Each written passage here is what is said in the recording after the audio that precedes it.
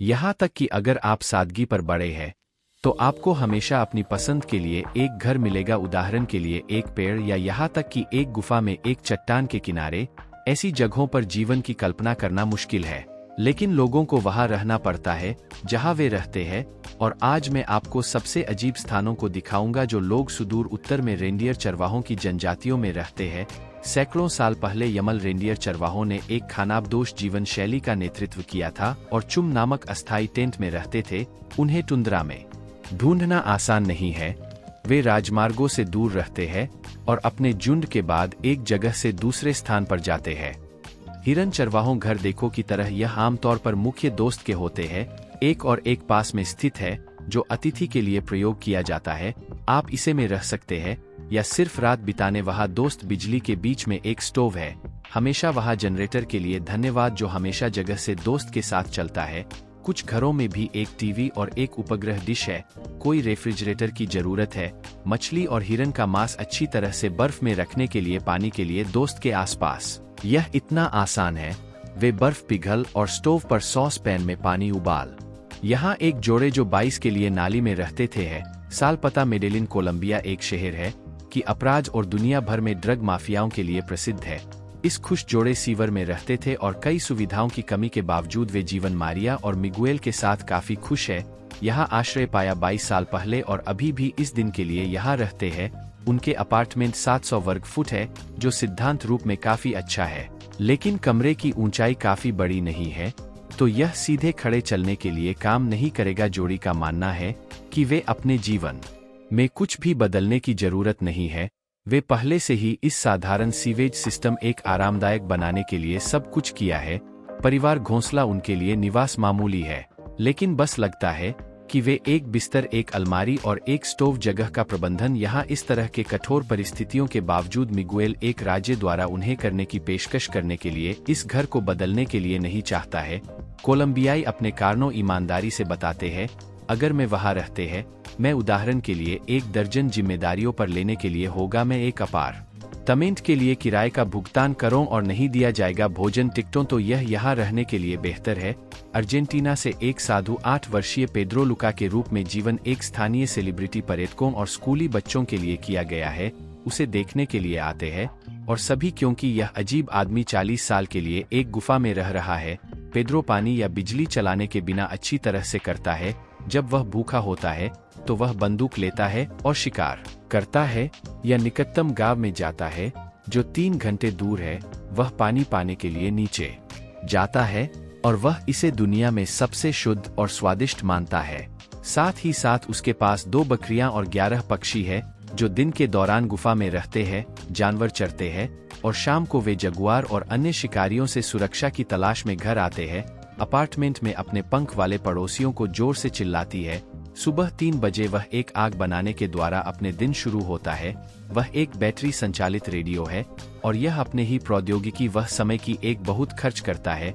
खड़ी ढलानों पेड्रो चलने का कहना है कि वह सद्भाव में रहने का सपना देखा है, प्रकृति के साथ और सभ्यता से दूर। बचपन के बाद से पहली बार के लिए साधु 14 साल की उम्र में अपने गांव छोड़ दिया यात्रा करने के लिए और पैसे कमाने बोलीविया के लिए कोयला परिवहन। तो वह अपने पैतृक स्थान पर लौट आए और इस गुफा में रहने के लिए शुरू किया। पिछले कुछ वर्षों में यह उसे जील गैली विलार्ड किचनर मैक्रोनल्ड्स के एक स्थानीय कथा साधु रह चुके हैं के लिए। एक साधु का जीवन द्वितीय विश्व युद्ध में लड़ने से बचने के लिए लगभग 60 साल वह नोवा स्कोटिया के जंगल में चले गए और हालांकि कनाडा ने 1 सितंबर 1950 में रेगिस्तान के लिए एक माफी की घोषणा की, मैक्रोनल्ड्स ने अपने अपराध के लिए जेल जाने की आशंका जताई।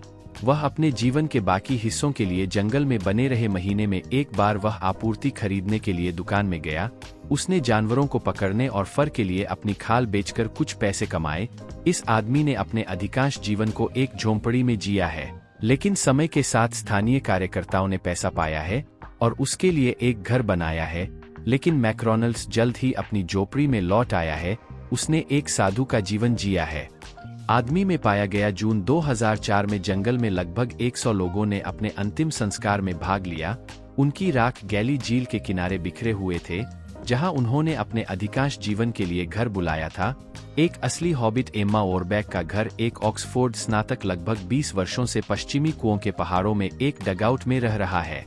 एक अमीर संगीतकार और 3 बच्चों की मां की बेटी ने शहर के भीतर आराम के बजाय एक झोपड़ी में जीवन चुना। यहाँ रहने की स्थिति काफी चरम है। कोई बिजली नहीं है, कोई पानी नहीं चल रहा है, कोई रोशनी नहीं है और कोई टीवी नहीं है। कोई सिंक या शौचालय नहीं है, या तो एम्मा एक धारा से पानी खींचती है, हर दिन चॉप लकड़ी सब्जियों बरता है और एक घर चलाता है। वह 7 मुर्गियों, 3 बकरियों, 2 घोड़ों और बिल्लियों, एम्मा के पूर्व पति और उनके बड़े हो बच्चों साधारण शहर घरों में रहते हैं। उनके परिवार 1990 के दशक में शुरू हुआ। वे हिप पी थे और साथ में अपने बच्चों के साथ वे पूर्व अन्न भंडार की एक इमारत के लिए ले जाया गया। लेकिन समय के साथ एम्मा महसूस किया कि यह पर्याप्त नहीं था, तो वह इस डगआउट करने के लिए ले जाया गया। उसके पति प्रकृति के साथ इस तरह एकता में होने के लिए खड़ा नहीं कर सकता, तो युगल ग्रह पर सबसे अधिक आबादी वाले द्वीप तलाक दे दिया। कोलंबिया में सैन बर्नार्डो द्वीप समूह 1 दर्जन छोटे द्वीपों का एक समूह है। सबसे छोटा सांता क्रूज डेल आइलेट है। यह कल्पना करना मुश्किल है, लेकिन 1250 लोगों की आबादी 2 फुटबॉल मैदानों के क्षेत्र में स्थित है। यह दुनिया का सबसे अधिक आबादी वाला द्वीप है। द्वीप छोटे, ज्यादातर एक कहानी वाले रंगीन घरों का एक द्रव्यमान है, जो संकीर्ण सड़कों और गलियों के भूल भुलैया से जुड़े हुए हैं। सचमुच हर पैर आबादी के लिए कब्जा कर लिया गया है। 2 दुकानें हैं, एक स्कूल, एक रेस्तरां और सभी उम्र के लिए एक डिस्को। अधिकांश निवासी अन्य द्वीपों पर होटल परिचारक या पर्यटक गाइड के रूप में काम करते हैं। बाकी मछली पकड़ने की समुद्री भूमि में लगे हुए हैं। एक सेवानिवृत्त ब्रिटिश प्रमुख ने अपने राज्य की स्थापना की। द्वितीय विश्व युद्ध के दौरान समुद्र में मंच, इस मंच ने एक किले के रूप में कार्य किया और इसे रफ टॉवर कहा जाता था। सामान्य तौर पर ऐसे कई किले हैं, लेकिन यह इस मंच के साथ था कि एक छोटी सी घटना हुई। यह क्षेत्रीय जल के बाहर समाप्त हो गया, जिसका अर्थ है कि यह वास्तव में कोई नहीं था। किसी के प्रमुख बेट्स ने इसका फायदा उठाया। उन्होंने खुद को इस मंच का राजा घोषित किया, अपने छोटे स्वतंत्र राज्य, और इसे समुद्री भूमि की रियासत का नाम दिया। इससे कोई फर्क नहीं पड़ता कि कैसे पागल बेट्स की हरकतों को लगता है, और इससे कोई फर्क नहीं पड़ता कि पानी का किला दुनिया के नक्शे पर कितना छोटा दिखता है। समुद्र भूमि वास्तव में एक असली मिनी देश सच हो गया। स्थानीय आबादी को एक तरफ गिना जा सकता है और मंच का कुल क्षेत्रफल 0.0015 वर्ग मील से अधिक नहीं है।